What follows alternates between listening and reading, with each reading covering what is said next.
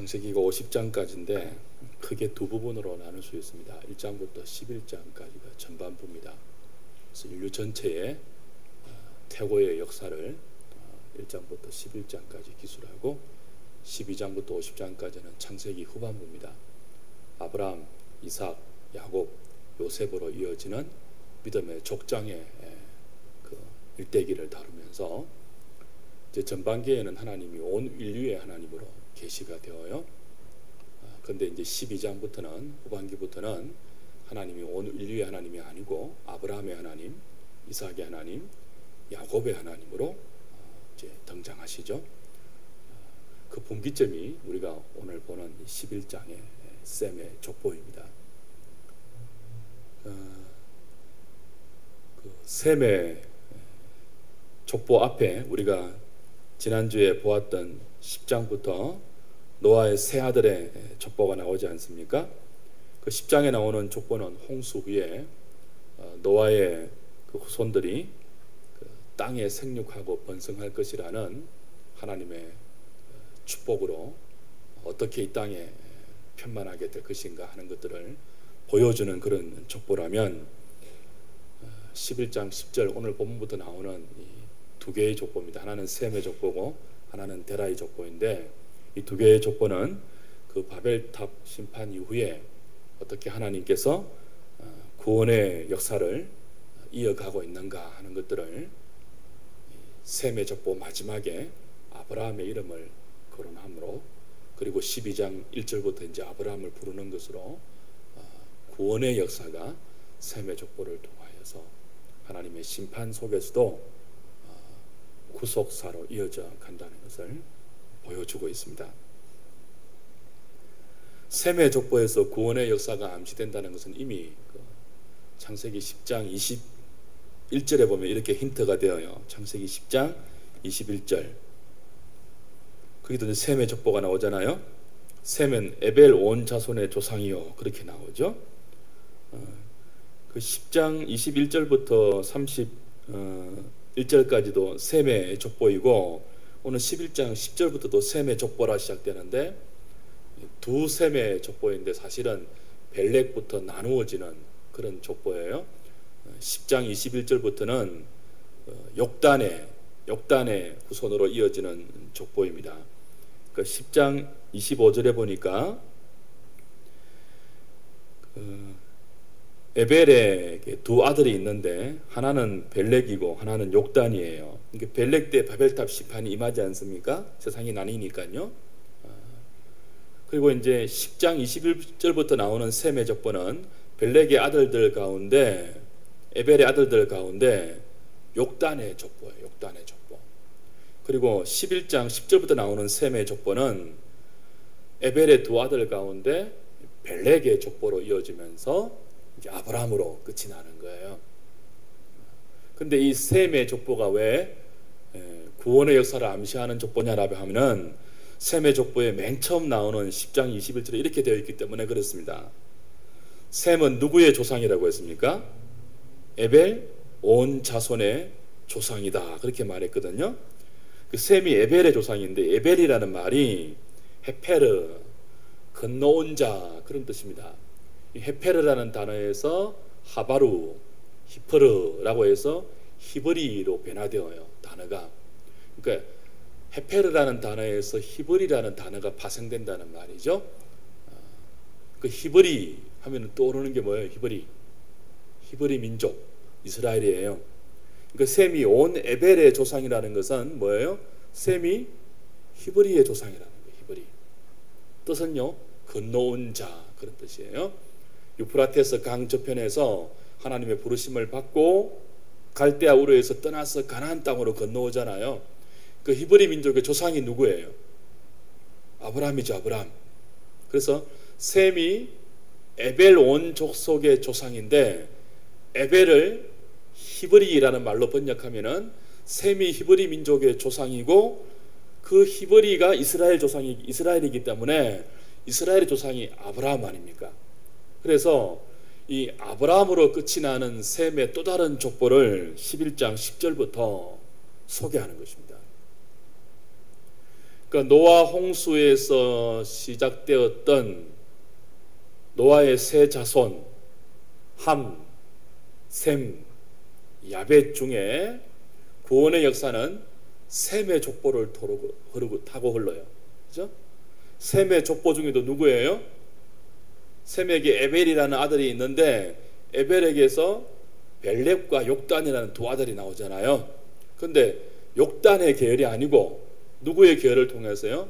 벨렉의 계열을 통해서 아브라함까지 이어지면서 바벨탑 심판으로 흩어진 것은 하나님의 심판을 의미합니다. 흩어진 인류 중에서 누구를 부르는 거예요? 벨렉의 자손 아브라함을 부르는 거죠. 이 아브라함이 그슬로 올라가면은 셈의 후예라는 것입니다. 그래서 셈의 족보가 아브라함을 언급하기 위하여 오늘 11장 10절부터 다시 거론이 되는 것입니다. 그러니까 이 셈의 족보가 끼어 있죠. 바벨탑 심판 그 이후와 그리고 아브라함을 12장 1장에서 불러내는 본격적인 창세기 후반의 서두 사이에 11장 10절부터 마지막 절까지 아브라함 이야기를 하기 위해서 일부러 누구를 언급하는 거예요? 셈의 또 다른 족보, 벨렉의 후손으로 이어지는 셈의 또 다른 족보를 언급하면서 아브라함의 아버지 데라를 소개하는 것입니다. 결국은 아브라함 말을 하기 위해서 셈의 족보를 한 번 더 언급하는 거예요. 무슨 말을 하고 싶은 거예요? 1장부터 11장까지가 창세기의 서론이라 했습니다. 서론은 크게 네 가지 사건으로 요약할 수 있어요. 1장, 2장은 천지 창조 사건입니다. 3장부터 5장까지는 인간의 타락이에요. 6장부터 10장까지는 노아 홍수로 대변할 수 있는 사건이에요.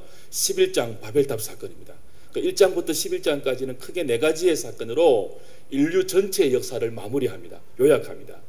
하나님이 창조하셨지만 인간은 타락했고 노아 홍수가 올 정도로 죄악이 관영했고 홍수에서 건져 주었지만은 뭐예요?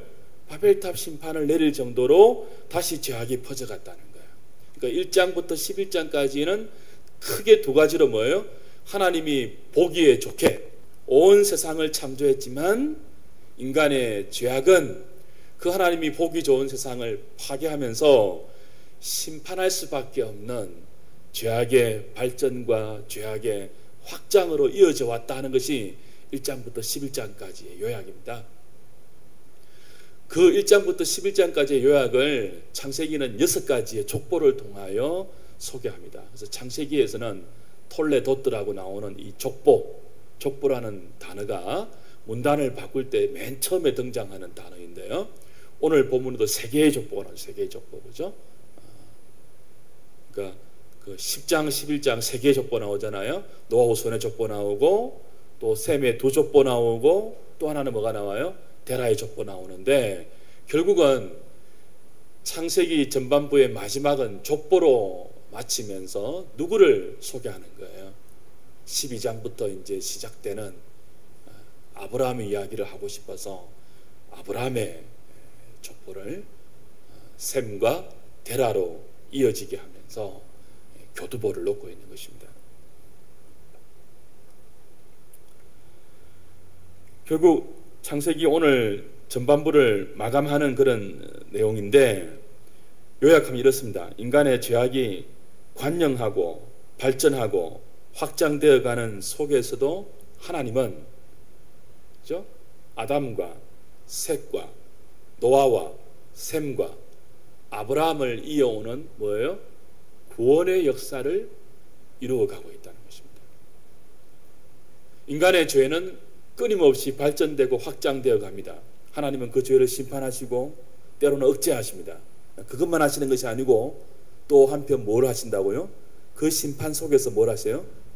여인의 후손을 통해서 구원하신다고 했던 하나님의 구원의 약속을 이루어가고 있죠. 누구를 통해서요?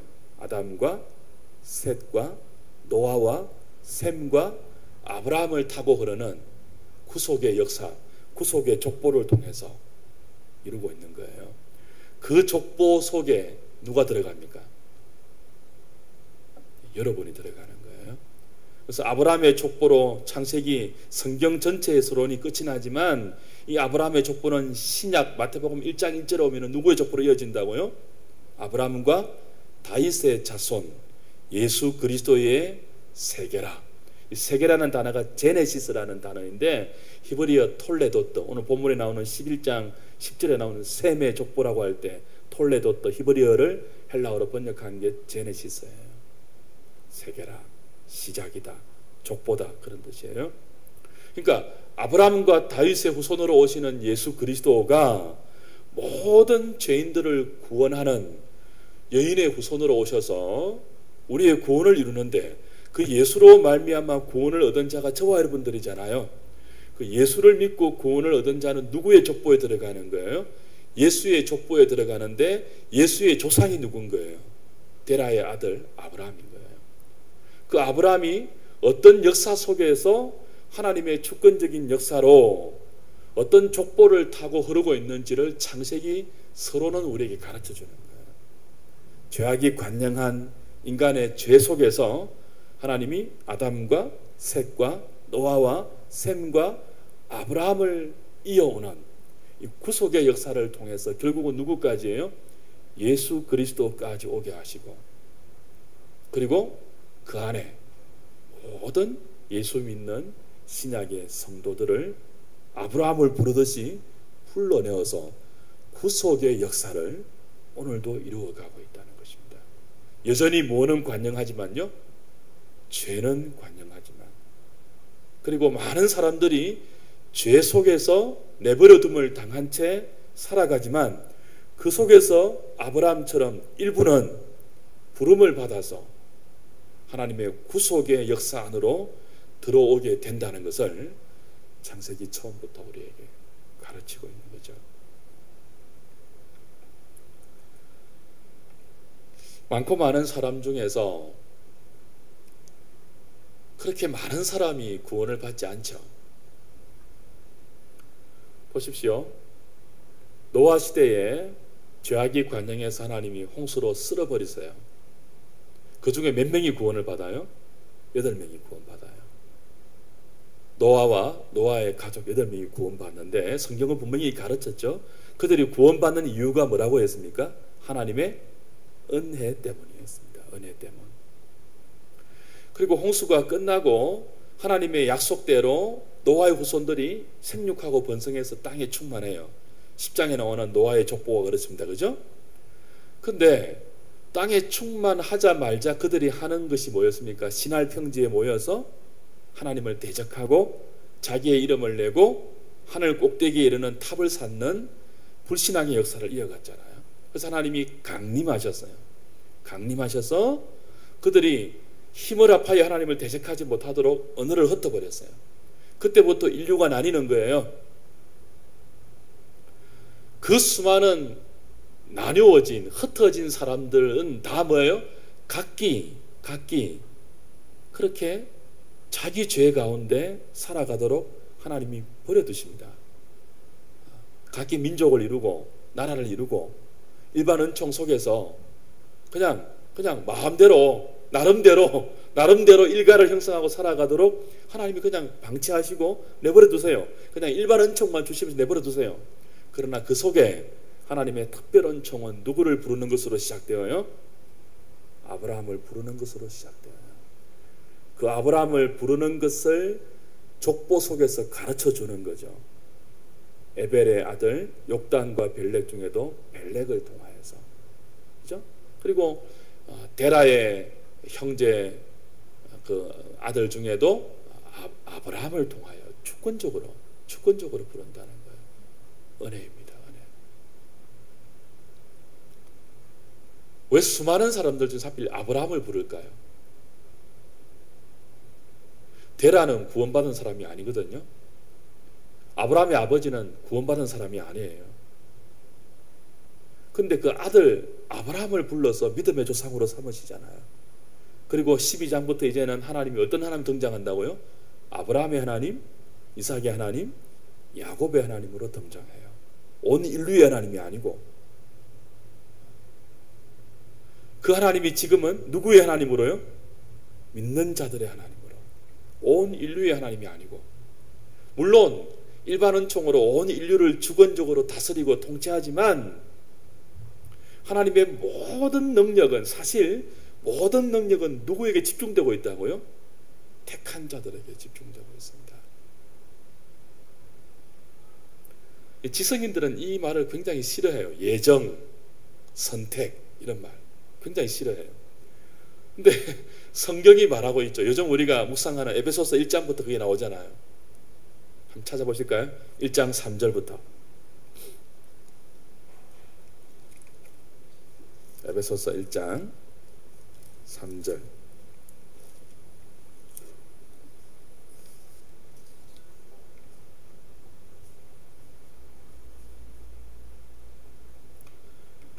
(3절부터) (6절까지) 읽어보겠습니다. 시작.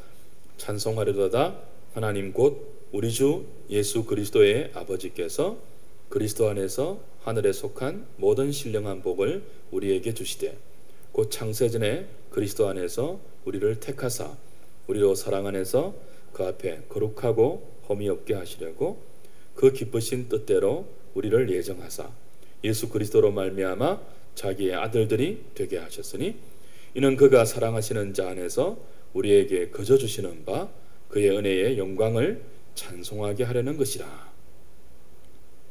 9절에도 뭐가 나와요? 그 뜻의 비밀을 우리에게 알리신 것이요 그의 기뻐하심을 따라 그리스도 안에서 때가 찬 경륜을 위하여 뭐 하신 것이라고요? 예정하신 것이고. 11절에도요 모든 일을 그의 뜻의 결정대로 일하시는 이의 계획을 따라 우리가 무엇을 입어요? 예정을 입어. 예정, 선택. 타락한 인간의 이성으로 기분 나쁘고 수납이 잘 되기 힘들고 납득이 안 되는 말일지 몰라도 성경은 분명히 우리에게 어떤 진리를 가르치고 있어요. 모든 범죄한 아담의 후손들 중에서 누구는 만세전에 택함을 입고 누구는 죄 가운데 그대로 유기되어서 살아간다는 것을 분명히 가르치고 있습니다.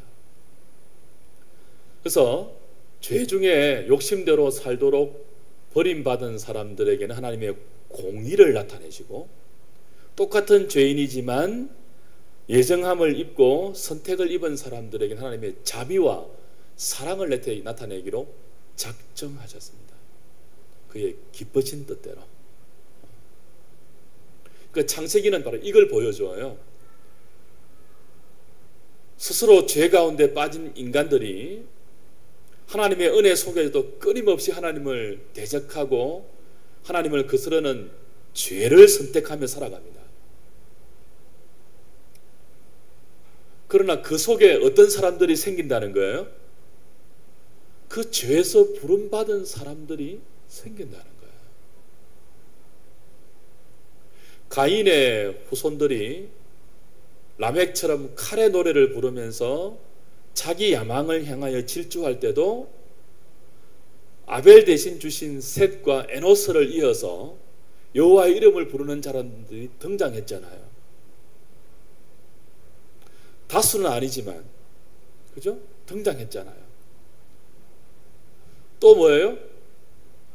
노아 때 죄악이 관장했지만 그 죄 속에서 보호함을 입고 하나님과 동행하도록 부름을 받아서 의인으로 살아갔던 은혜 입은 자 노아가 등장했잖아요. 그 에베소서에 오면은 이 바울은 이 구약적인 선택과 이 예정을 찬송하지 않고는 견딜 수 없는 놀라운 사건이라고 설명하는 것입니다. 하나님의 예정과 하나님의 선택을 생각하면 뭐 하지 않을 수가 없다고요? 찬송하리로다. 우리 주 예수 그리스도의 하나님께서 우리에게 뭐예요? 모든 신령한 복을 주셨기 때문에 이 모든 신령한 복을 풀어서 설명하면 뭐예요? 예정과 선택이에요. 그의 기쁘신 뜻대로 이유는 모르겠지만 수많은 죄인들 틈바구니 속에서 어디로 흘러가고 어떻게 사는지도 모른 채 그냥 하루하루 살아가는 인생들 중에 누군가가 어느 날 하나님 말씀으로 부름을 받아서 하나님의 아들들이 되는 것, 하나님의 자녀가 되는 것, 그래서 그 사랑 앞에서 거룩하고 흠이 없는 인생으로 초대되어 그 믿음의 삶을 살아가는 것 자체가 뭐라는 거예요? 하늘에 속한 모든 신령한 복을 받은 열매라는 거예요. 그것이 지혜와 계시의 정신, 성령을 통하여 우리의 눈이 밝아지고 우리의 마음 눈이 열리면 깨달아지는 지각의 은혜인데, 그 지각의 은총이 우리 가운데 부어지면 찬송하지 않고는 견딜 수가 없다는 거예요. 찬송하리로다 라고 말하는 바울의 에베소서 1장 3절 이하에 나오는 찬송은 감옥 안에서 터뜨리는 것입니다.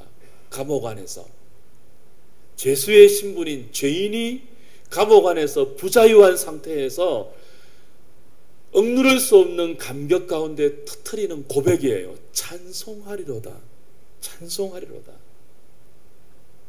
고난이 있고 부자유함이 있고 마음대로 살 수 없는 삶의 압제와 어려움이 있는데, 그 속에도 하나님이 성령을 통하여 지혜와 계시의 정신을 주시고 하나님을 알게 하시고 부르심의 소망과 그 기업의 풍성함과 믿는 자에게 역사하신 능력의 크심이 어떠함을 깨달아 알아서 그것이 그의 기쁘신 뜻대로 택하심을 입고 예정함을 입은 결과라는 사실을 알게 되었을 때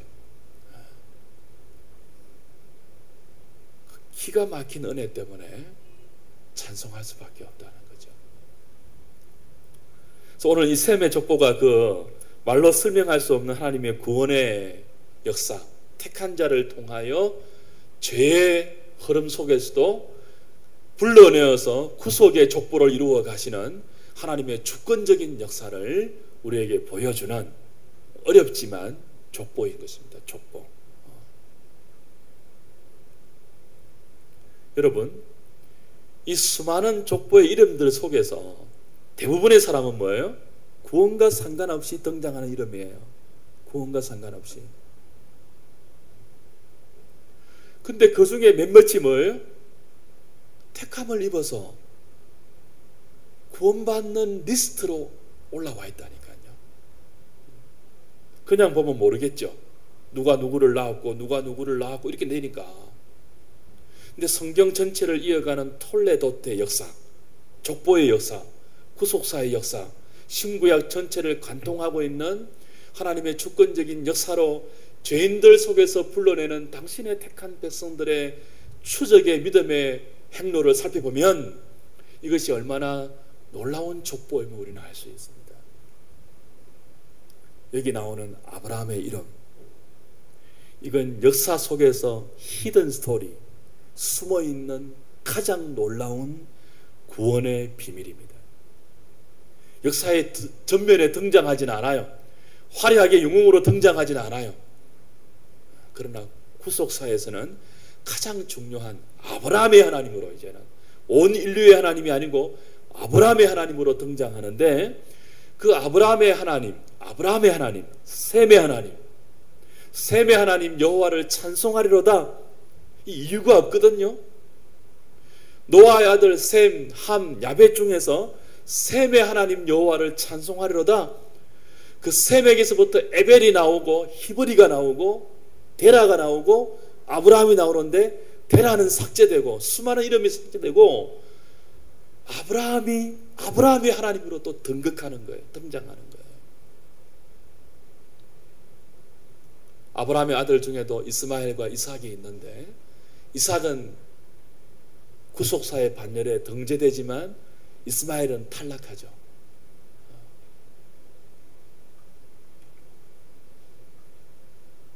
오늘 저와 여러분들이 세상의 족보에는 이름을 찾아보기 힘든 무명한 자인지 모르겠지만 웬 은혜인지 예수 믿어 이 구원사의 리스트에 올라있다는 사실을 기억하시고, 바울이 터뜨렸던 찬송, 그의 기쁘신 뜻대로 만세전의 예정함을 입어 때가 되어 말씀으로 부르심을 받아 오늘 이 수요일 저녁에도 나와서 말씀을 듣게 된 믿음의 자리에 서게 된 것이 얼마나 큰 기적인지를 감사할 수 있으면 좋겠어요.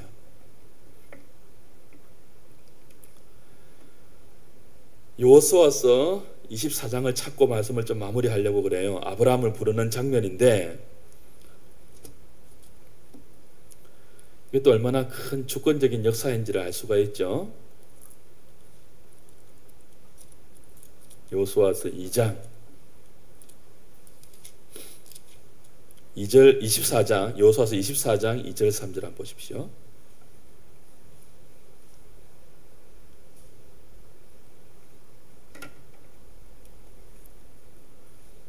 24장 2절 3절 356페이지.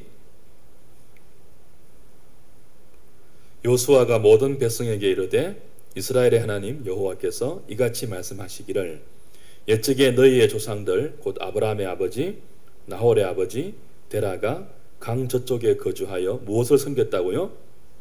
다른 신들을 섬겼으나 내가 너희의 조상 아브라함을 강 저쪽에서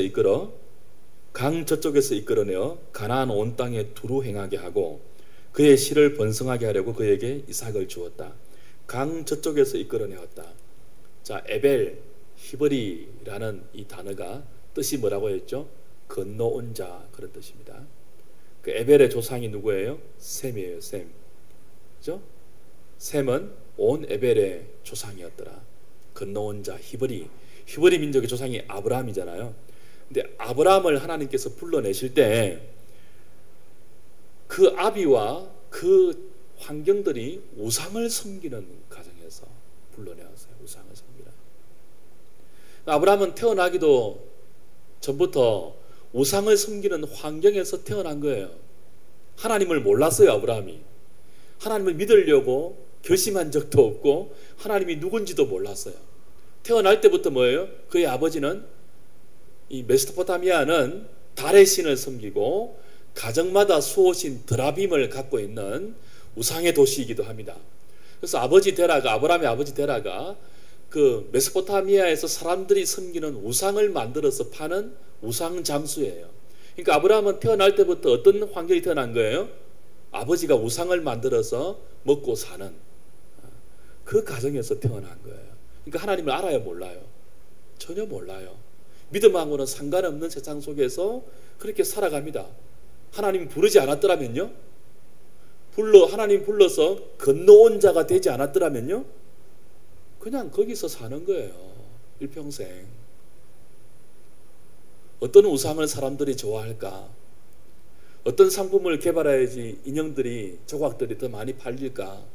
그거 궁리하고 일평생 그거 연구하면서 우상 팔아서 남기는 돈 계산하면서 그렇게 살다가 그냥 죽겠죠.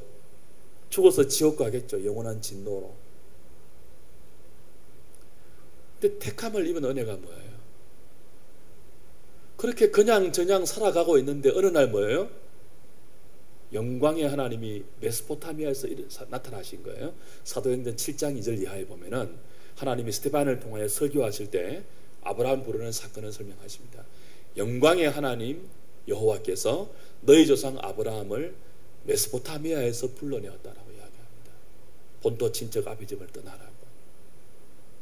이렇게 불러냄을 받는 것이 이제 큰 은혜고 축복인데 이 과정이 말로는 한마디로 불러낸다고 하지만 과정이 쉽지를 않습니다. 저와 여러분들도 사실은 불러냄을 온 일생을 통해서 이렇게 하나님 앞에서 불러냄을 당해가면서 믿음으로 하나님의 사람으로 자라가는 거예요. 그게 오늘 창세기 11장 족보의 마지막에 어렴풋한 힌트로 나와 있습니다. 요거 좀 생각하고 마칠게요. 11장 27절부터 데라의 족보가 이러하다라고 말하고 아브라함과 나홀과 하란을 낳았다고 말하죠. 사실은 이게 아브라함의 족보예요. 그러면서 하란은 그 아비 데라보다 먼저 고향 갈대아인의 우르에서 죽었다라고 말하고, 그리고 31절에 가면은 데라가 그 아들 아브람과 하란의 아들인 그의 손자 롯과 그의 며느리 아브람의 아내 사레를 데리고 갈대아인 우르를 떠나 가나안 땅으로 가고자 하더니 어디에 거류하였다고요? 하란에 거류하다가 데라가 205세에 하란에서 죽어요. 그리고 12장 1절부터 다시 본토 친척 아비 집을 떠나 지시하는 땅으로 가라는 하나님이 다시 떨어져요. 그 여호수아 24장 2절 3절부터 연결시켜서 말하면, 자, 메소포타미아 갈대아 우르에 있을 때 하나님이 아브라함을 불러요. 누구를 불러요? 아브라함 혼자만 부릅니다. 너는 너의 본토 친척 아비 집을 떠나라고 불러요. 근데 아브라함이 누구하고 같이 나와요? 아버지 데라하고 조카 롯하고 식구들하고 같이 나와서 하란에 머문단 말이에요. 하란에. 가나안 땅으로 가지 못하고 중간에 하란에 머물러요. 그리고 하란에서 아버지 데라가 죽으니까 다시 하나님 말씀이 들리고, 그리고 겨우겨우 다시 가나안으로 떠나게 됩니다. 가나안에 와서 나중에는 뭐예요? 롯을 떠나보냅니다. 결국은 아브라함은 혼자 됩니다. 이렇게 아브라함이 하나님의 은혜로 택함을 입고 부르심을 받는데 이게 한 번에 되는 게 아니에요. 한 번에. 본토 친척 아비 집을 떠나라고 하지만 이건 여러분 신비한 주술적인 능력으로 어느 날 갑자기 초월적으로 막 그냥 이렇게 한 게 아니고 인격적으로 설득하는 과정을 통하여 택한 자들을 하나님이 불러내십니다. 하나님이 누구이신지를 그의 생애 가운데 가르치시고 보이시면서 본토 친척 아비 집을 떠나지 않으면 안 될 정도로 끝까지 하나님이 인격적으로 설득을 하세요. 그리고 아브라함이 그 본토 친척 아비 집을 스스로 떠날 수 있도록 하나님이 그의 온 생애 동안에 하나님의 하나님 되심을 가르치면서 결국은 아브라함의 하나님으로 불리운다는 거예요. 아브라함의 하나님으로. 그게 이제 12장부터 아브라함의 일대기를 통해서 계속 앞으로 이어질 것입니다. 그렇게 하나님의 부르심을 받아서 갈대아 우르를 나왔지만 가나안 땅에 들어와서도 아브라함은 뭐예요? 하나님을 곧바로 신뢰하는 자리로 가지 못해요. 믿음과 불신앙 사이를 오락가락하면서 뭐예요? 마침내 100세에 낳은 아들 이삭을 바치는 자리까지 그의 온 일생을 통하여 하나님을 배워가는 세월을 삽니다. 그래서 믿음의 조상으로 자라가요. 그 믿음의 족보 안에 들어가는 것은 한 줄로 압축이 되지만 그걸 사실 펼쳐놓으면 간단한 게 아니에요. 그래서 에베소서 1장 3절, 4절, 5절, 6절에는 뭐예요? 예정과 택하심의 목적은 그 앞에서 거룩하고 흠이 없게 하시려고 되어 있죠. 하나님이 아브라함의 하나님 되시기 위하여 그의 일생 전체를 사용하셔서 그에게 하나님이 어떤 분인지를 보이고, 아브라함이 때로는 실수하고 아내를 누이라고 속이고 불신앙의 자리로 떨어지기도 하고 흉년이 오면은 그냥 불신앙으로 다른 땅으로 떠나가기도 하고, 그런 세월 속에서 뭐예요? 하나님을 배워가면서 마침내 뭐예요? 아브라함의 하나님, 나의 하나님, 하나님이 독자를 바치라고 하면 독자까지 믿음으로 순종해서 바치는 자리까지 하나님이 그 아브라함의 하나님으로 만들어 가시면서 설득해 가시면서 믿음을 택한 자에게 만들어 가신다는 것이 창세기의 기록입니다. 오늘 저와 여러분들에게 있는 이 많은 어려움들, 또 우리 마음대로 안 되는 삶의 고단함과 이 고통들, 이런 것들은 우리들로 하여금 하나님을 아브라함의 하나님, 나의 하나님으로 배우게 하는 연단의 기간이에요. 로마서 5장에 보면은 택한 자들에게는 그러므로 환난은 인내를, 인내는 연단을, 연단은 소망을 이루려 함이라 라고 이야기했습니다. 믿음은 우리에게 환난을 가져와요. 믿음이 궁극적으로 우리에게 주는 것은 소망인데, 거룩과 영광이라는 소망인데, 저와 여러분들에게 이 죄악 세상 가운데 사는 저와 여러분들을 불러서 소망 가운데로 이끌어가기 위해서 하나님은 우리의 온 일생을 사용하십니다. 그 일생 동안에 굽이 무엇이 허락된다고요? 환난이 허락됩니다. 그래서 환난 속에서 인내를 배우게 하십니다. 인내 속에서 연단되게 하십니다. 그리고 환난과 인내와 연단을 통해서 비로소 뭘 갖게 만들어요? 소망을 갖게 만듭니다. 어디에 대한 소망요? 거룩과 영광에 대한 소망요. 그전에는 전부 어디에 대한 소망을 갖고 우리가 그전에는 이 땅에서 잘 되는 것에 대한 소망밖에 없죠. 이게 하루아침에 안 빠져나가요. 아브라함 보세요. 지금 본토 친척 아비 집을 떠나서 너 혼자 나오라고 했는데 주렁주렁 달고 나오잖아요. 데라, 가족들, 친척들, 조카 롯 다 달고 나오잖아요. 믿음의 조상으로 부르는데 일평생이 걸립니다. 일평생이. 그 수많은 세월을 통해서 아브라함이 배우는 게 뭐예요? 이 땅의 소망이 아닌 참된 소망을 배우는 거예요. 환난을 통해서요. 그 환난을 통하면서 인내를 배우고요. 인내를 통해서 컨스탄시, 연단되어 가서 마침내 거룩과 영광을 향하여 부르시는 부르심의 소망에 대해서 눈을 뜨게 되고 그 소망을 향하여 열매를 맺는 믿음의 조상이 되어가는 것입니다. 오늘 저와 여러분들도 택하심을 입어서 예전 가운데 구원받은 자로 부르심 받았잖아요. 그럼 이제 무엇이 남아있을까요? 무엇이?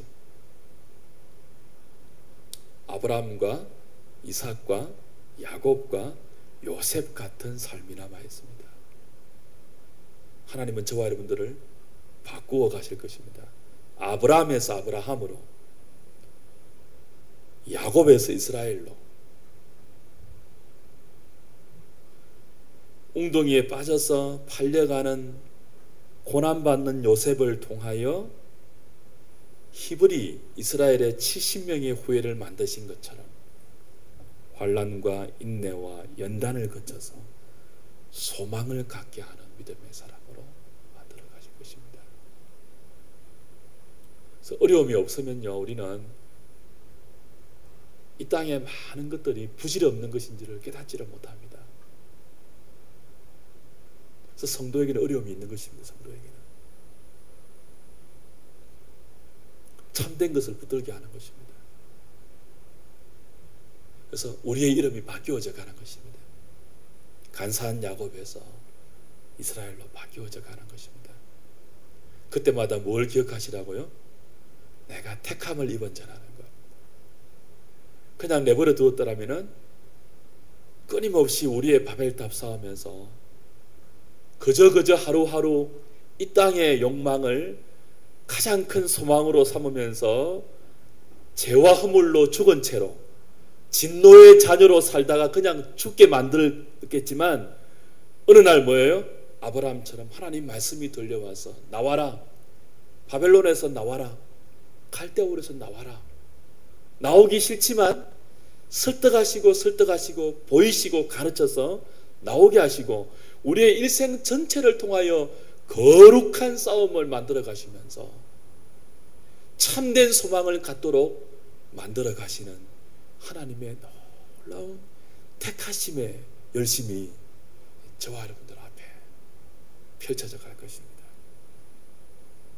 하나님의 아들들로 우리는 빚어져 갈 것이며 그 속에서 눈을 열어서 마음 눈이 밝아져서 부르심의 소망을 보게 되면 우리는 바울처럼 감옥 안에서도 뭐 할 수 있다고요? 찬송하리로다.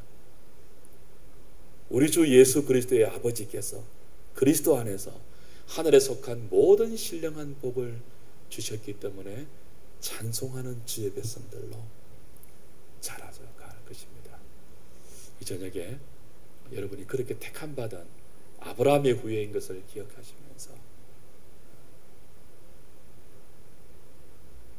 찬송할 수 있는 그 믿음으로 잘